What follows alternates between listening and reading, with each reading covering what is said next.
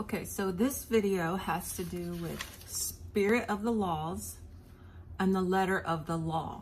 Now notice I said spirit of the laws with an S and letter of the law, no S. Now it seems to most people that this just means singular and plural. So plural being laws and singular meaning law. But according to some philosophers, including Montesquieu, this is not the case. So Montesquieu was a Frenchman, and he first wrote Spirit of the Laws in 1758 or so in French. If you go and look for this book in English, it wasn't rewritten until much later. So this book was available at the time the founders wrote the Constitution, and that's my point. The Constitution says the law of the land, okay? So keep in mind that the Constitution and the laws of the United States are the supreme law of the land, okay? And in the Constitution, the federal government has two lands, seat of government and the lands purchased. Okay, so spirit of the law is when the words are not to be taken in the writing of the act or the deed or what have you.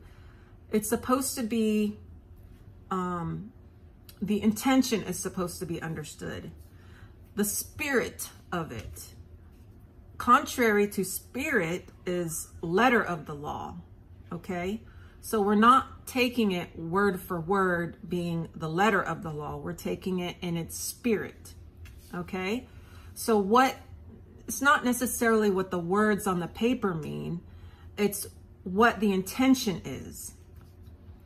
So the spirit or the intention is subjective and it can be interpreted. And that's because some philosophers have said that laws with an S means that it's not an exact science. And often the law is to be used for the particular situation. It's supposed to be interpreted depending on the particular situation, because the laws are supposed to be help people understand right from wrong.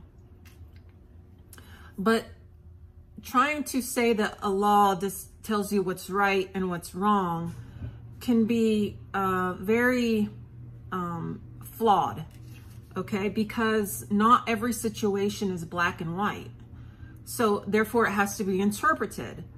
So if there's a law saying that you can't kill or murder or injure someone in a way that causes their death, then if they take that and take it word for word, and instead of interpreting it, then they'll start putting people in prison and punishing them for protecting someone else.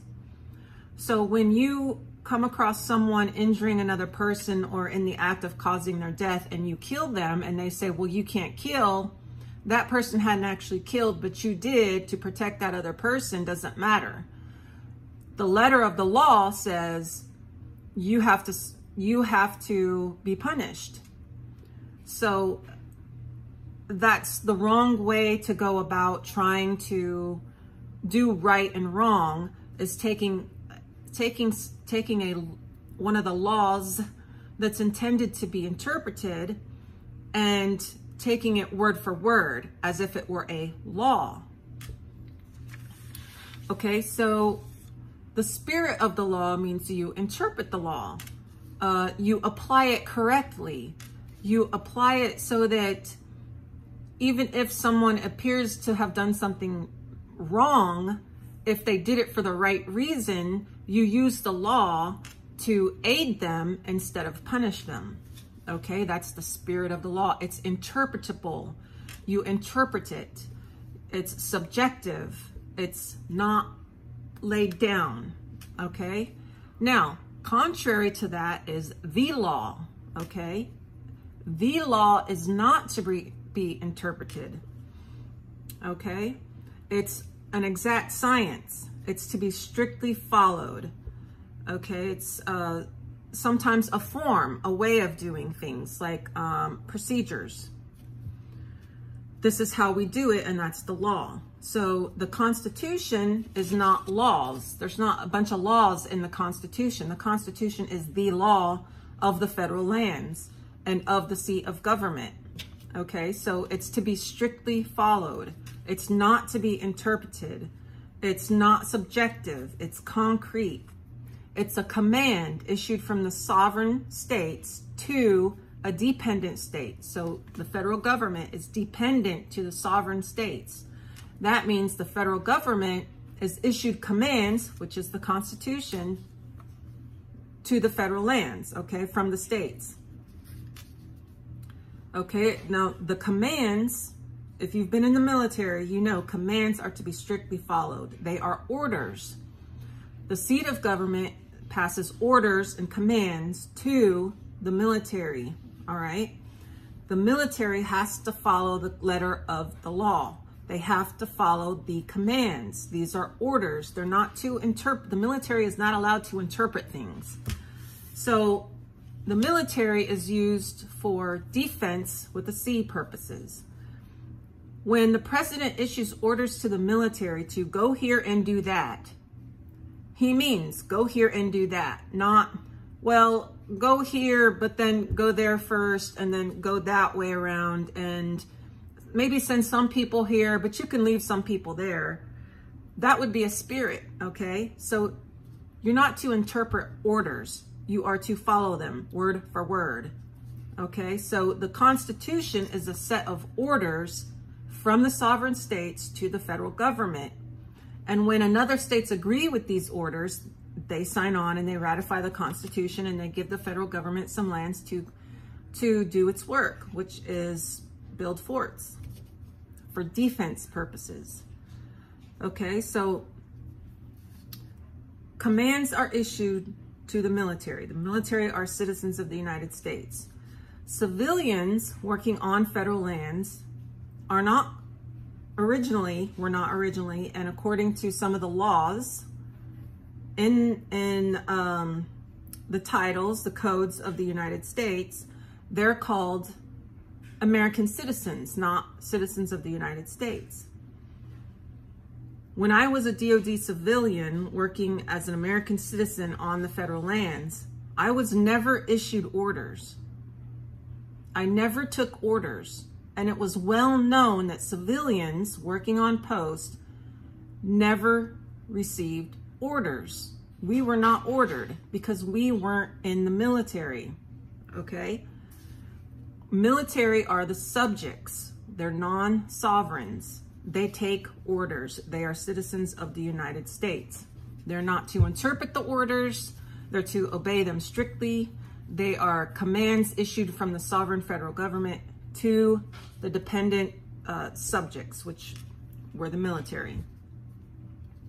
Okay, so the spirit of the laws is laws, which are help people understand right from wrong in society. And then the law are commands issued from a sovereign to a subject, which is the Constitution, because it's the law of the land, and it's the law of the federal land, because there are two lands in the Constitution, lands purchased and the seat, okay? So the laws of the United States, not the Constitution, but the laws of the United States, because the Constitution allows the United States to make laws. So those laws can be interpreted.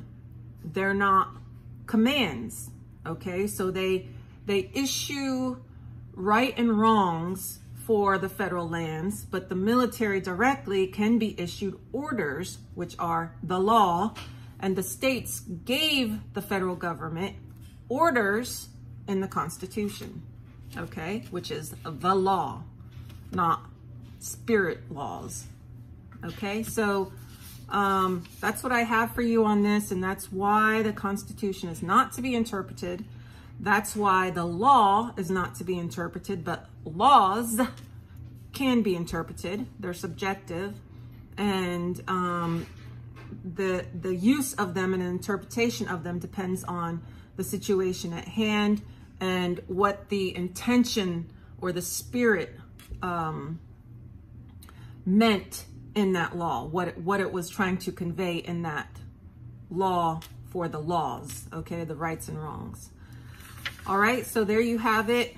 Proof that the Constitution cannot be interpreted because it is the law, and that when they tell you that it's a living, breathing document, they're full of crap, okay? So pass this along if you can. Give me a like, share, subscribe, make a comment if you want, and have a great day.